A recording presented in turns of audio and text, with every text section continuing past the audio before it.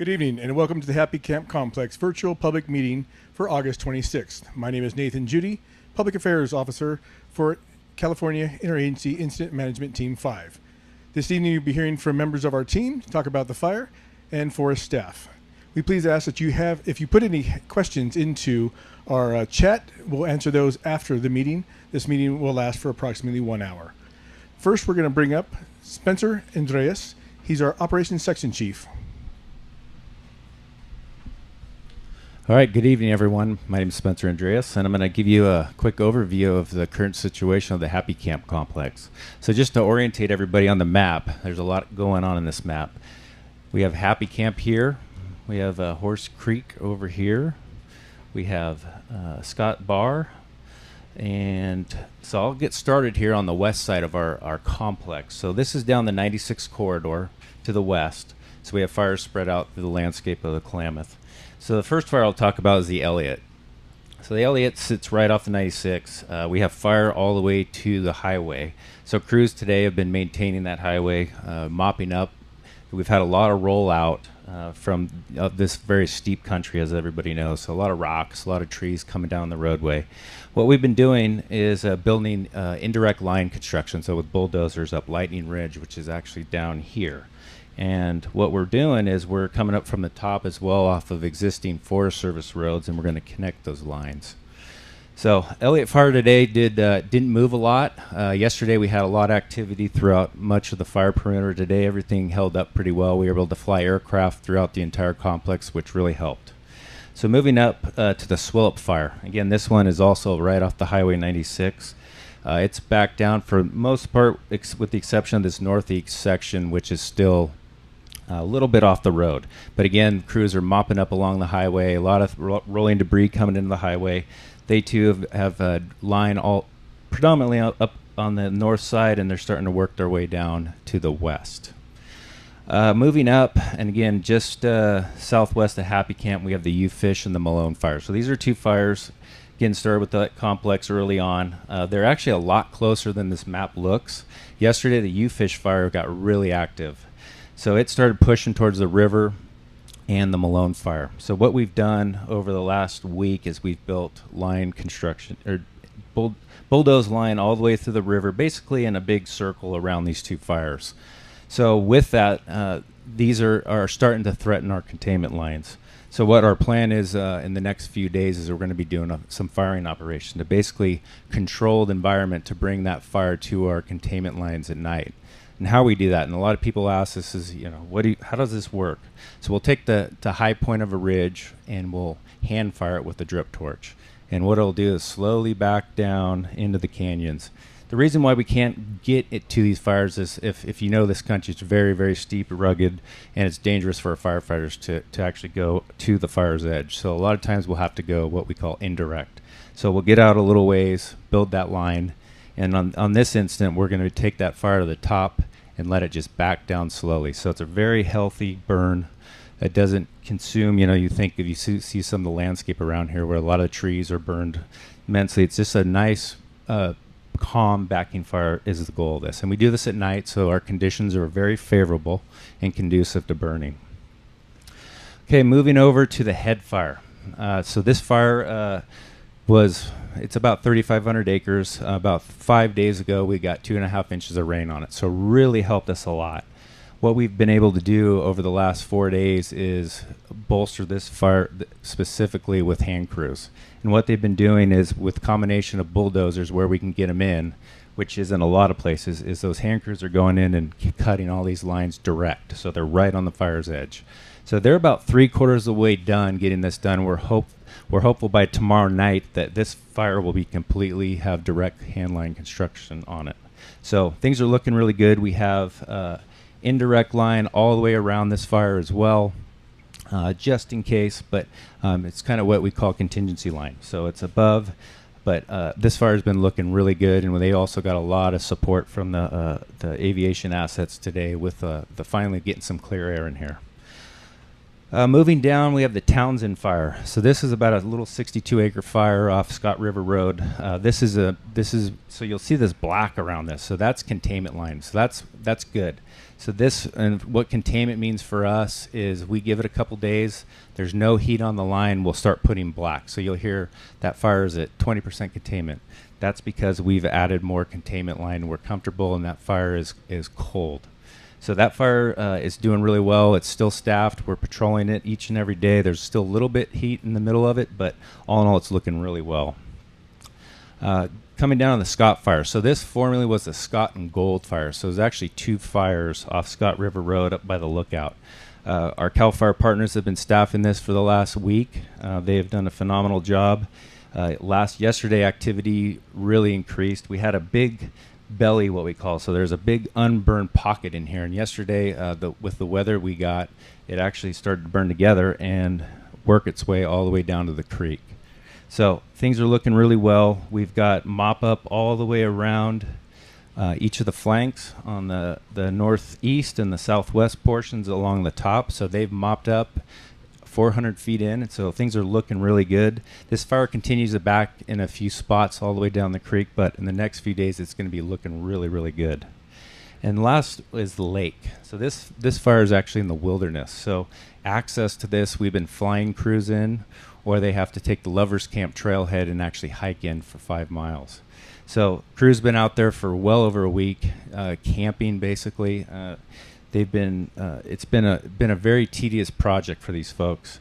So they have a direct hand line all the way around this fire. So it's looking really good. And what they're doing now is just working it with hoses. There's some creeks in there, so they have some portable pumps.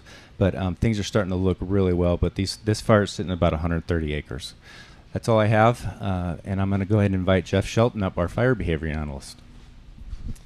Good evening. My name is Jeff Shelton, Team 5 Fire Behavior, and I'm going to be covering the fire behavior, but also the weather. So looking out broad scale for the weather, we have a low pressure system that's off of the Oregon coast, and it's spinning counterclockwise, and it's been spinning counterclockwise. It's bringing us some southerly winds, southwest winds. That low pressure system is going to track over the fire area to the north. It's going to remain dry over the fire area, but as it does that, those counterclockwise winds are going to take the winds from south to southwest to west to, by Tuesday, we're looking at, into Wednesday, we're looking at a northwest wind. In addition to the wind that we're going to be getting in the change in direction, we're going to stay warm and dry for the next day. And then slowly we're gonna lose some of that heat by about 10 degrees over the next 3 days, and our relative humidity is going to come up slightly. One of the main things that I look at when I'm looking at fire behavior is not as much as how dry it gets during the day, but how dry it remains at night. This tells us how wide the burn periods are going to be, how long that fire is going to be able to take advantage of available fuels, whether they be the grass, the brush, or the timber. Additionally, as we're looking at the weather that's happened, the effect of that rain, that 2.5 inches of rain that we got on the head fire, that moistening effect that really dampens down fire behavior has completely eroded off of the landscape. So we're back to more of what you would consider a classic, typical late August going into September burn period for the Klamath National Forest. So you all know that we still have lots of fire season left, even though we did get that moisture coming in. As we get into the next several days from a fire behavior perspective, we're going to get full sun on the fire.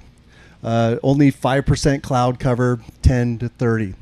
Now what that does is that allows the sun to heat the surface and get that air moving upwards during the day. And then as we get clear air, we can see better for aircraft. But the bad thing is that if you can breathe better, so can the fire. So the fire will have opportunities. The wild card on this cloud deck being 5% is that there's lots of fire activity that's off of this map, both to our west, to our south, and that smoke that's being produced over there can mimic this cloud activity, or And so in the future, in the next 3 to 4 days, depending on that wind direction and the fire activity around us, we could have skies that are obscured pretty heavily. And for anybody who's been in this area long enough, when you get those valleys that are smoked in, it really obscures the sun, and it can really kind of put a lid on the fire, and fire behavior gets dampened down. So as we go out into the future, even if the smoke is in the sky and you can't see the fire, know that it's out there, and stay informed and stay ready. With that, I'm going to bring up Kerry Jones, our Air Resource Advisor, and he'll talk more about the smoke. Thanks, Jeff. Good evening, everyone. Kerry Jones, Air Resource Advisor. I did want to mention in our smoke outlooks that we do daily, we talk a lot about transport winds. Transport winds kind of what moves the smoke around, but honestly, in the next couple days, today, tomorrow, Monday, a lot of our terrain-driven upslope winds are kind of the dominant feature right now. So in our outlooks, we do focus obviously on the 24-hour, the air quality index, but we also put in kind of some detail for that 6-hourly period. But hopefully that detail, you're getting that information on the outlooks, but I also wanted to mention that another important piece of these outlooks, we have 10 monitor sites that are providing daily kind of readouts and summaries that you can access, not just for the previous 24 hours, but also for the last 5 days.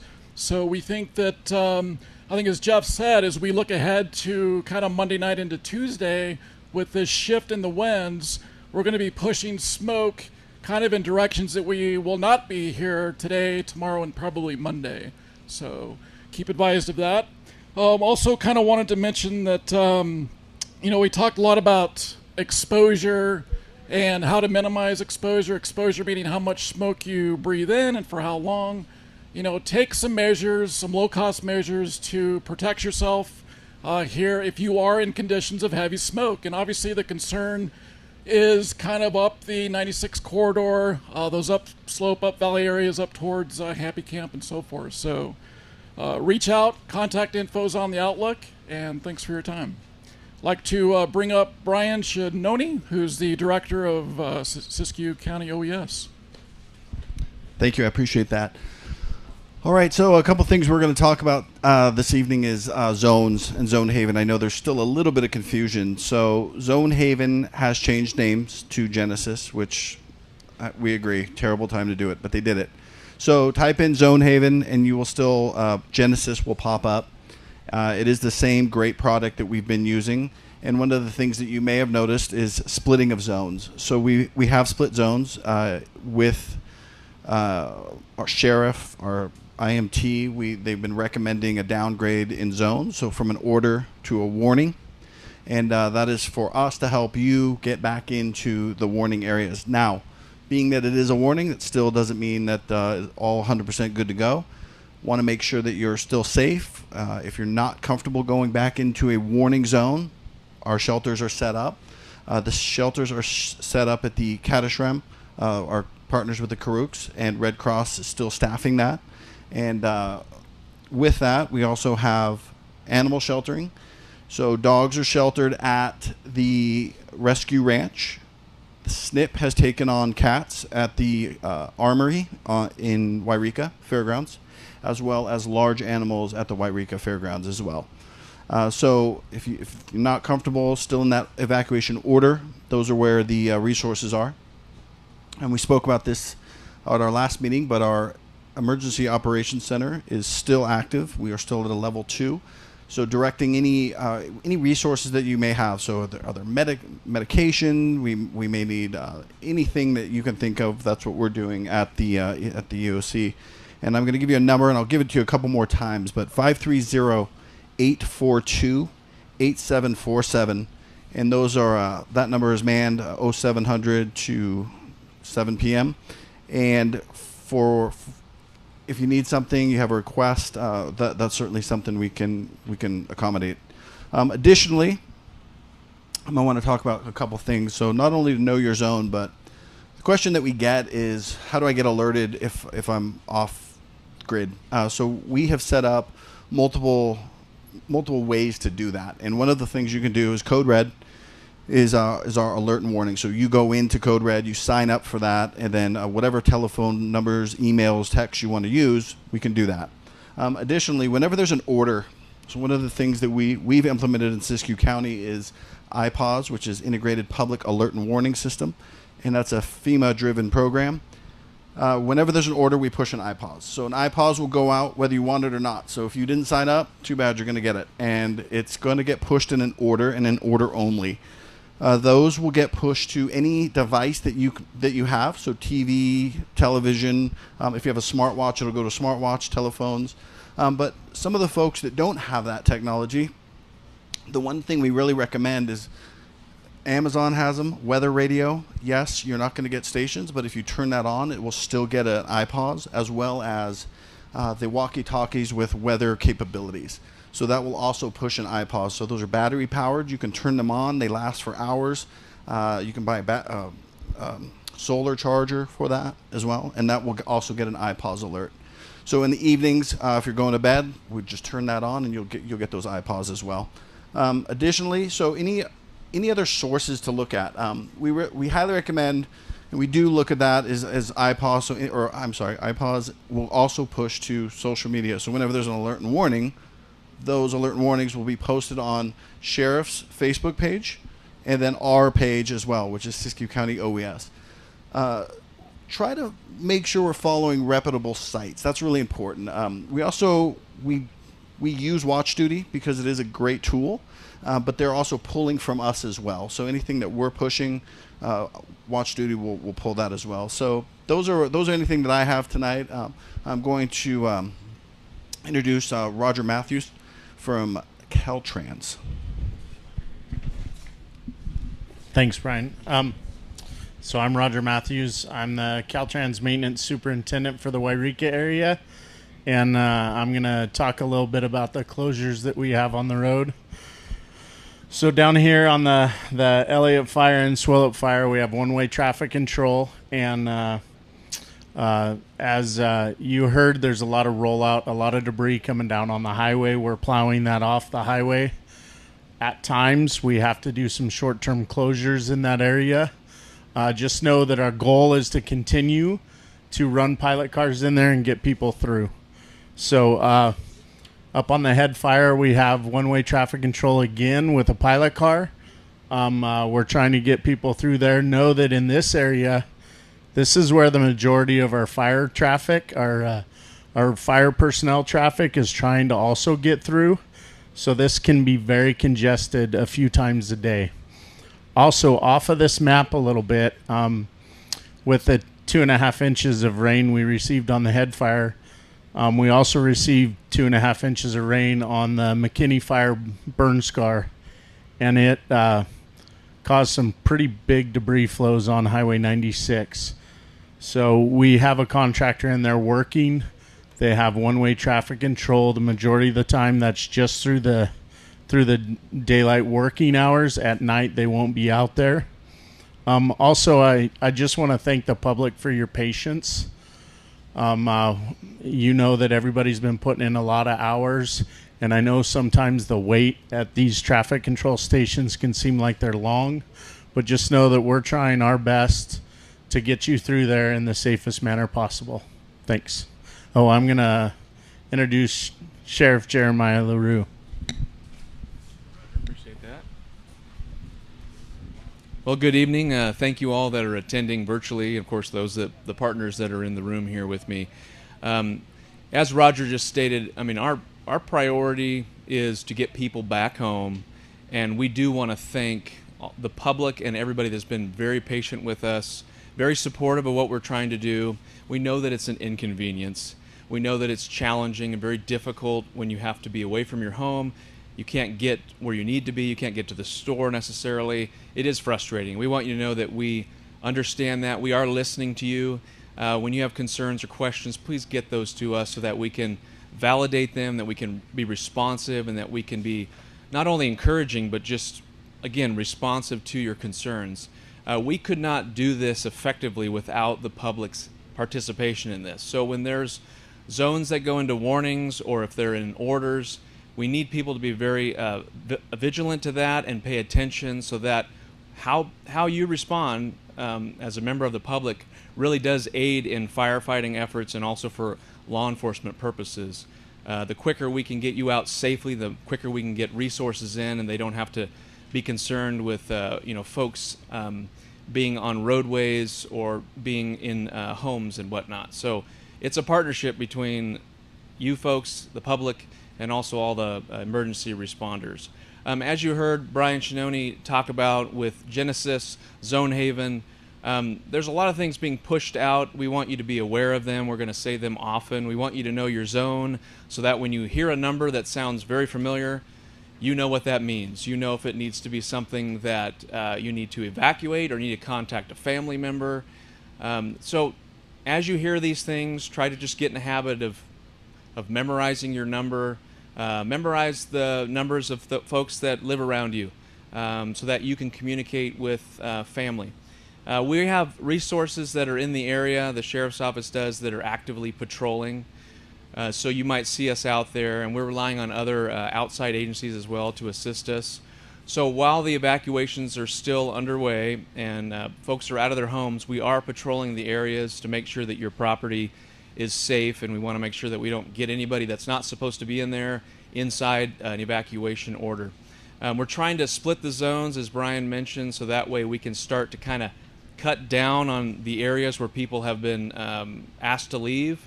And as those things get cut down, we can allow people back in. So we know it's a long process, but again, we thank you for your patience, and we know that we look at maps all day, and we want you to know that we look at you as human beings that have unique circumstances, and we are always going to be here for you to make sure that you're safe. So with that, I'd like to introduce Chris Bielecki from the Forest Service.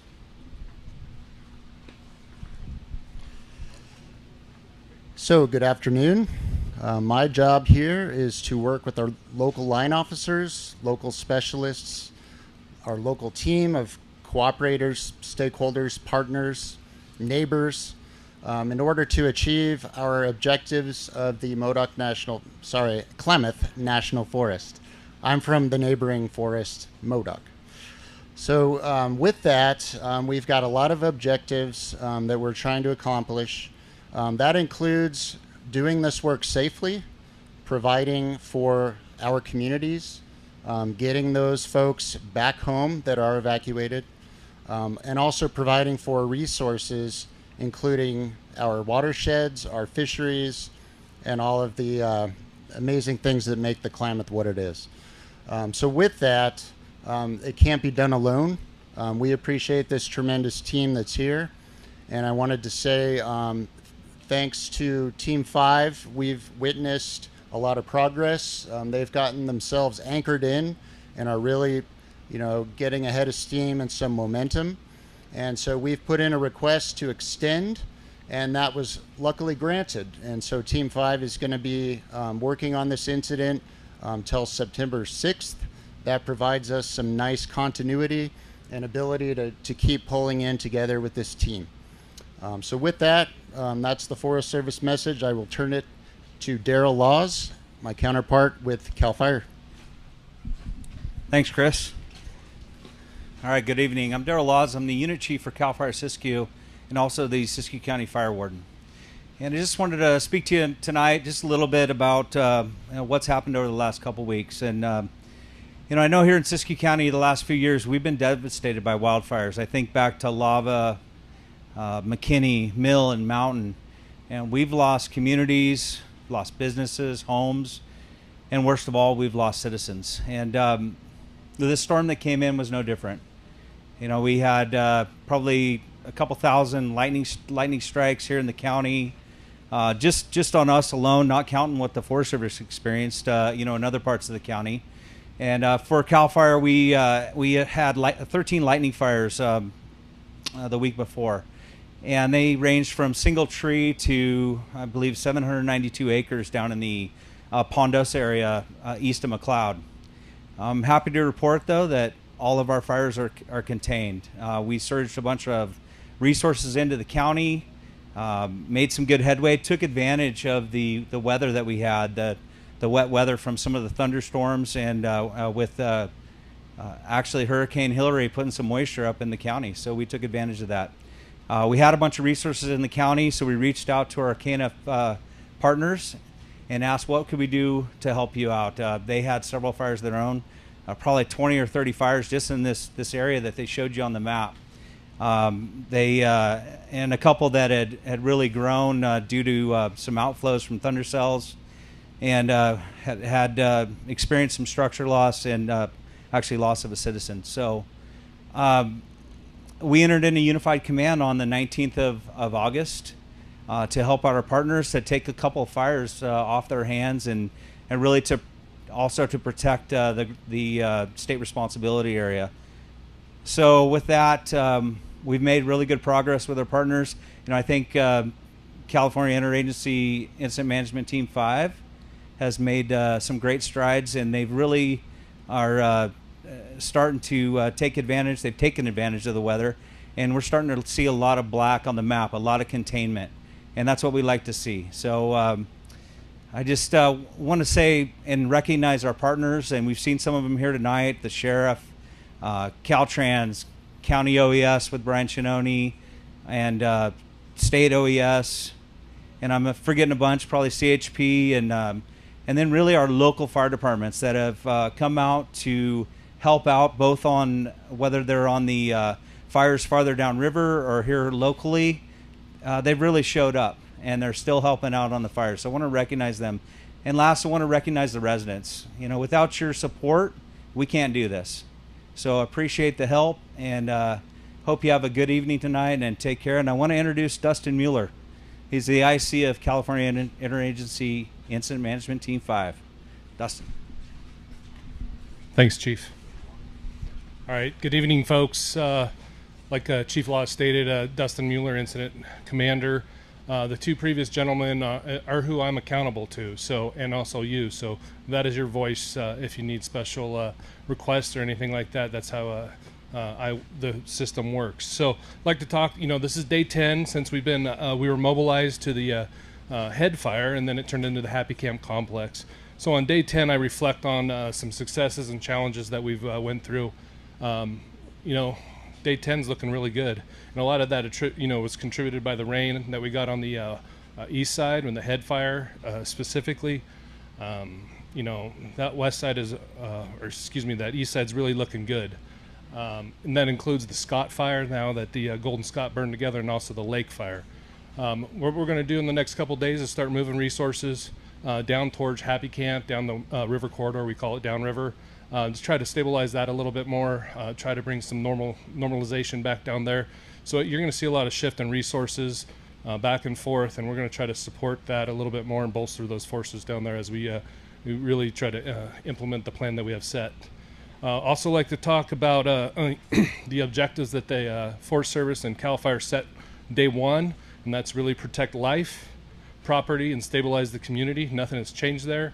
We're doing pretty well on protecting life. You know, as you know, the sheriff mentioned, we're getting people out of the communities. We're letting people back in. So we are also stabilizing it a little bit too. So we're bringing people back as it's safe to do so. So just you know, be patient with us. We're all working together as a team to make sure you guys are safe when you guys come back into your community. I want to leave you with a couple, you know, with a thought. So something must be going right. These guys extended our team, so I'm grateful to be here. It is fun, so we're here for you. Have a good night, and I'm sure we'll see you again. Thank you, Dustin. Appreciate that. That concludes the formal portion of our meeting this evening. We've been able to answer the questions that you put in the chat, so we're going to conclude this meeting for tonight. We will have another virtual public meeting on Monday, same time, 5:30. We'll see you then. Thank you for taking your time out today. Have a good night.